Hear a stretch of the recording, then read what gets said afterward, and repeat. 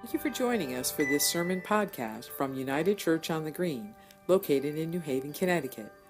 No matter who you are or where you are on life's journey, you are invited and welcome. If you enjoy this podcast and would like to learn more about our open and affirming ministry at United Church on the Green, please visit our website at unitednewhaven.org. Thank you.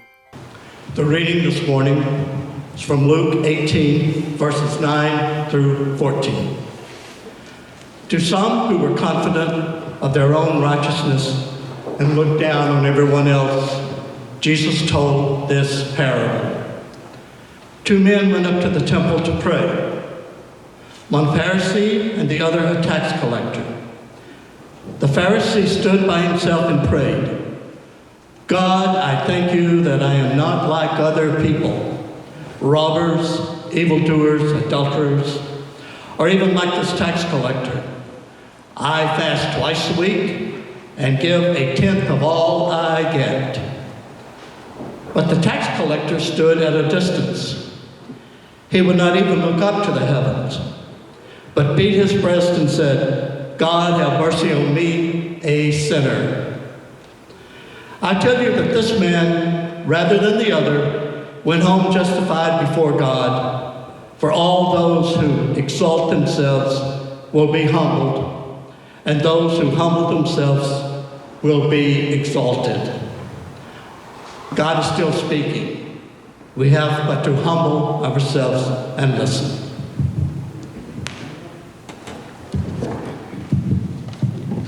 Would you pray with me, please?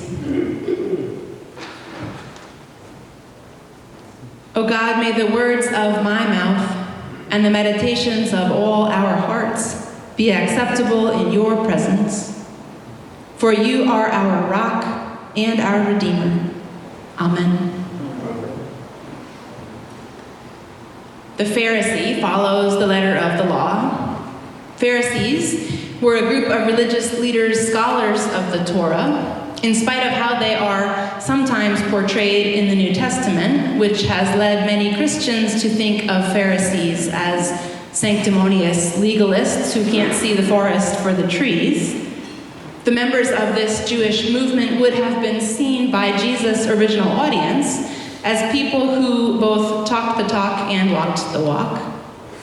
In fact, the Pharisee in today's parable goes above and beyond the call of duty.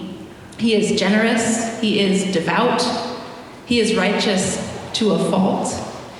He comes to the temple feeling confident, and yes, a little self-righteous, fully expecting to receive God's favor and grace. The tax collector, on the other hand, is the bad guy of the parable. In Roman-occupied Palestine at the time of Jesus, tax collectors were understood to have sold themselves out to the enemy. They were servants of the occupiers, extracting revenue from the unwilling populace. Many of them were corrupt, where there was little accountability to be had, so tax collectors could line their own pockets by extorting higher charges from their subjects with impunity.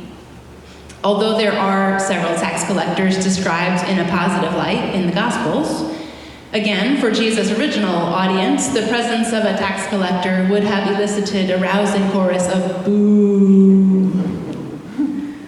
So when the tax collector comes to the temple, he stands far off, unsure of the reception he might receive. He comes feeling uncertain, perhaps insecure of his standing, both before his fellow Jews and before God. He makes no assumptions about receiving favor, but prays only an acknowledgement of his sin and a plea for mercy. Traditionally, the final verse of the parable, this man went down to his home justified rather than the other, for all who exalt themselves will be humbled, and those who humble themselves will be exalted, is understood to mean that the tax collector wins God's favor while the Pharisee loses it. The bad guy, the tax collector, comes out on top, while the good guy, the Pharisee, comes out on the bottom. It follows then that we should aspire to be more like the tax collector, right? Aware of our own sin and our need for mercy rather than overly confident in our own self-justifying merits. But as soon as we take this apparent reversal of fortunes and conclude that the tax collector is actually the better example, we slip into the very thing that tripped up the Pharisee. For it is a short leap from there to find ourselves praying, God, I thank you that I am not like this obnoxious and self-righteous Pharisee. And that's when we realize that the parable has done its work and we are caught. As soon as we fall into the same temptations that led both the Pharisee and the tax collector astray, that is, the temptation to determine our own worth by comparing ourselves with others, and the temptation to think that we can be justified individually apart from our neighbors, we've missed the point. In fact, it is hard to get through this parable without getting caught somehow. Do we aspire to emulate the Pharisee with his above and beyond faithfulness? Then we run the risk of self-righteousness. Do we aspire to emulate the tax collector in spite of his behavior and trust in God's mercy and hope for the best? Then we run the risk of harming ourselves and others by continuing in our less than exemplary ways. The New Testament scholar Amy Jill Levine offers a provocative interpretation of this parable. She writes that the final clause, the part about the humbling of the exalted and the exaltation of the humble, is a floating statement that could be tacked on easily to any story. In fact, she points out the same statement can be found as a closing interpretation of two other teachings in the Gospels, which leads her to conclude that this was perhaps added on by later authors, editors, and compilers, rather than part of the original parable as Jesus would have told it. Professor Levine posits that the zero-sum understanding in that final phrase, the idea that some are exalted while others are humbled, some win and others lose, leads us toward exactly the kind of binary comparative thinking that the parable warns about. And that, she says, the parable is better understood without that addition. Furthermore, here's where it gets complicated. She tells us the Greek word that's translated as you just heard it as rather than, as in this man went down to his home justified rather than the other. That word can as legitimately be translated as because of. Try that on for a minute. The scene is the same. The Pharisee prays aloud about his exemplary good deeds and his gratitude that he is not like these other people. The tax collector knows that he is a sinner and prays for mercy. And then the parable concludes with this. This man went down to his home justified because of the other. It's a hard one. If you, like me, have some independent New England, pull myself up by my own bootstraps sensibilities. If your understanding of salvation, of relationship to God is individual, then the idea that the Pharisees' good deeds and faithfulness could somehow spread out and reach the tax collector might rankle a little bit. And the idea that the Pharisee could depend on the tax collector's desperate reliance on God's mercy, that feels somewhere between strange and nonsensical. It's like a group project in school where 3 students complete the work and the 4th rides their effort to an easy A. It's like those times when the whole class has to stay inside for recess because 1 or 2 kids keeps acting out. It's like those times when the athlete who never comes to practice shows up for the game and scores the winning goal. It just doesn't seem fair. But the thing is, as much as our American individualism might want to claim otherwise, life isn't fair. Life is a shared endeavor, a team effort, and the actions of one do impact the experiences of many. We are, in fact, our brothers, our sisters, our siblings' keepers, and what we say and do has impact far beyond our own lives.